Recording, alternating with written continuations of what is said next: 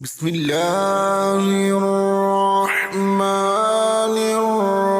الرحيم. أرأيت الذي يكذب بالدين فذلك الذي يدع اليتيم ولا يحض على طعام المسكين فويل للمصلين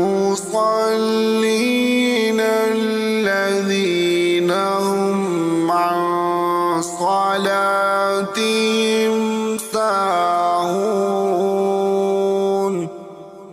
الذين هم يراءون ويمنعون